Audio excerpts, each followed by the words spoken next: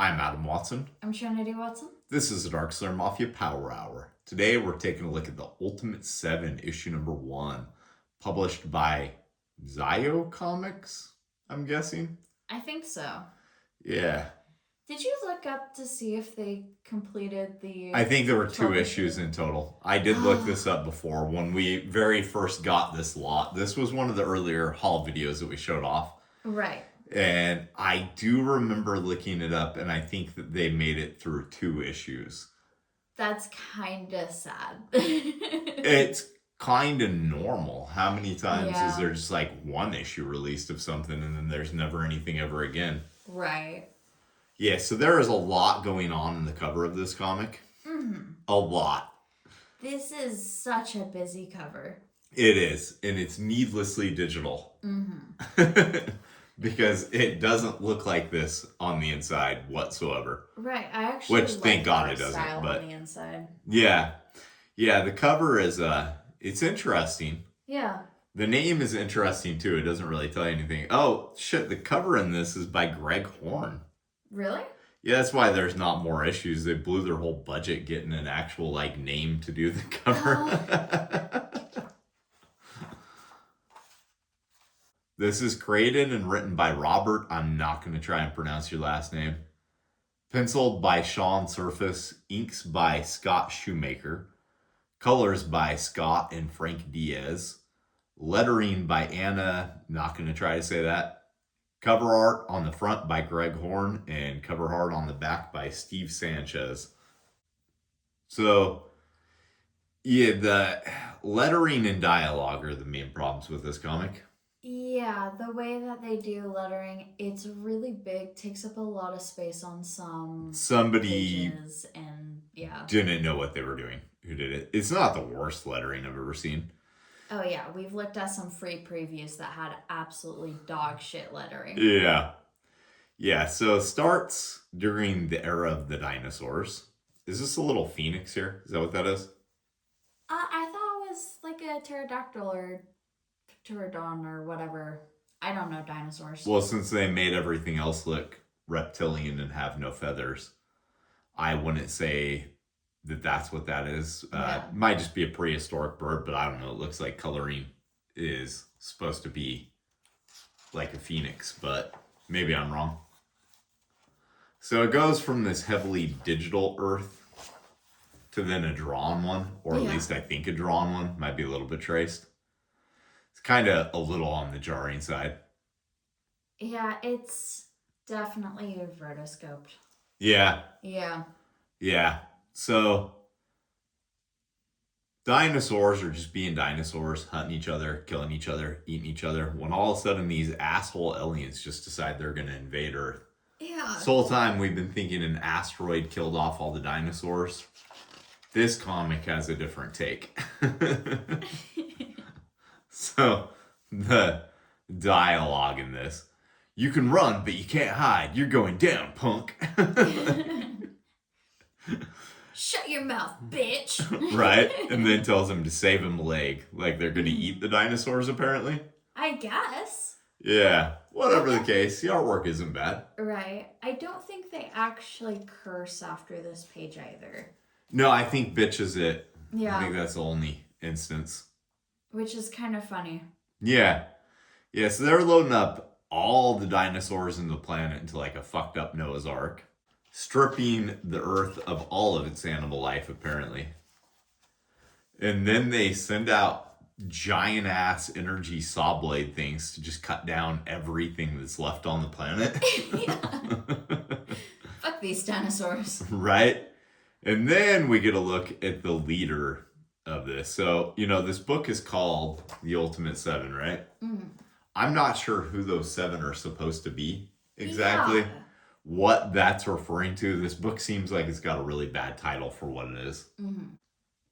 So apparently this guy who just sits in a chair throughout the entirety of it and looks a little bit like Megatron from Beast Machines. Yeah, he kind of does, huh? Yeah. So overall, we get a bunch of useless dialogue about how they're stripping the planet of all of its resources, something that we've already seen. And then, I don't know, the Gimp from Pulp Fiction walks up, maybe Snake Eyes mixed with the Gimp from Pulp Fiction, Mm. and gives him more useless dialogue. Like, my number one complaint about this, the lettering isn't the greatest, but it's Right. the useless ass dialogue that really drags us down. Yeah. There's a lot of useless dialogue, a lot of useless exposition. Yeah, a lot of repetition. Mm-hmm. They tell us over and over and over again that all the dinosaurs are being taken off the planet and the planet's being stripped of its resources. Yeah, we've seen that already. Yeah. So apparently, this species of whatever they are put animal DNA into asteroids, send it into planets, and then come back later on and cultivate it and then turn some of the animals into cybernetic guys like them. Yeah. So I'm guessing these are actually aliens I think that are so. in there with them. Yeah. So it's kind of an interesting concept.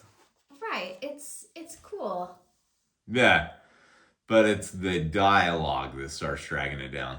Mm-hmm. Like here, he's talking to everyone's master Megatron, who tells him that he better have a good plan for how to refertilize this planet. But instead of him telling him anything or it even being good dialogue, he's interrupted by Gimp Eyes. Pies. Yeah, Gimp Snake Eyes. Mm-hmm. And then goes to find Dr. Zoyo, who's told him he's got to talk to him about something. So this is called Zyo Comics, and there's a character in this called Dr. Zoyo. Yeah. I'd really like to know what the hell Zoyo means. Dr. Zoyo is apparently a cybernetic enhancer guy. I do like this scene where the raptor just decides to bite this guy's arm off. Yeah, that's great. I like this main character's boots. I like how I actually they are. like the design. I even like the design for the Gimp Snake Eyes. Yeah, I like all of the designs in this. It's Yeah. just too bad that the dialogue doesn't help really characterize anything. Yeah, I really like this guy's design, where he's got this big gumball Yeah, fishbowl he's thing cool with his looking. brain in it. His brain's too big for his head, and he's got like this.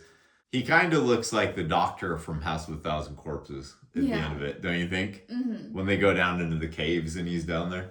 Yeah, he kind of does, huh? No idea why, but your mom and your Aunt Kate get freaked out by that scene. Really? Yeah, they're not freaked out by anything else in the movie, and then they're freaked out by that part. I'm like, but this is the corny cheeseball part. Yeah. It's the other parts that are actually a little bit like creepy and gross. Yeah, it's like This is like when it gets kind of stupid. Yeah. I do like how they have them in these tanks with robots riding them. That's how cybernetic enhancement works, apparently. So now we finally get him talking to the master again, but not before we get a whole page of dialogue just going on and on about how he needs to talk to the master. Yeah. I get it. You know, like in El Bovine Muerte issue number 1, I kept putting in splash pages because I couldn't really figure out what exactly I wanted to do with the story yet. It takes you some time at times, right? Yeah. But this could have used a few rewrites, maybe some people reading it before, you know. Mm-hmm. Also, somebody's very proud of this design because this is the 3rd time it's had him be in a full splash, showing off his outfit and everything. And I wonder if they just didn't know how to point the tails at people's heads at all times. I don't think so. Here it's okay. Here it's wandering. Here, this is his chest talking. Yeah, I think somebody was getting irritated with Illustrator. I don't think they used Illustrator. Yeah? Yeah, I think it was some sort of freebie program. This is where it's really bad. Like, all of it's pointing at their chest only. I think that they didn't lock down the layer properly. When they were merging everything on this page, and then they didn't know how to redo it, so they just let it run. Or they didn't notice it before it went to print. Whatever the case, they've done an okay job at pointing somewhatly to the characters up until this point, and then it's all just chest points in this one page. Mm-hmm. Yeah, but it could be Illustrator, but I want to say this was like Comic Life or something like that, because this is what this looks like. Yeah. Yeah, if you look at this, like Comic Life always has just those set balloon choices, and some of them have this sort of shit where it's what do you even call that? Like the rough edges, whatever. I can't remember what it's called off the top of my head. Right. So his whole plan to refertilize it this time, apparently the giant reptiles did not amuse Megatron. And now his plan is that he's going to create a new hybrid called the Homo sapien, which is a cross between whatever they call gray aliens and apes. Yeah. I think that's kind of interesting that we have gray aliens in our DNA. It also explains why gray aliens are always trying to anally probe everyone. Mm-hmm. Yeah, they're like, you're cousins of ours somehow. Right. I don't know why they're obsessed with our butts. Maybe it's because gray aliens don't have butts. Oh, maybe. When you look at them, they always have really flat butts. Yeah, they're trying to figure out what that sector's for. Yeah, he looks pretty cool, actually, when you see him full on. But this is all needless dialogue about how they're launching an asteroid towards Earth that has all the DNA on here for it. This all could have been summed up in just like one page. And then we have a moment where we see all of the dinosaurs being ridden by cyborgs. So that's not what I thought they meant by cybernetic enhancement.